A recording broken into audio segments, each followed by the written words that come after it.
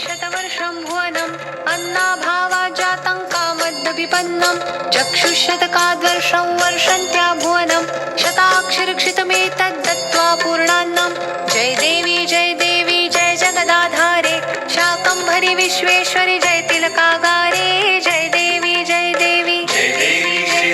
जय जगदाधारे शाकम्भरि विश्वेश्वरि जय तिलकागारे जय देवी जय देवी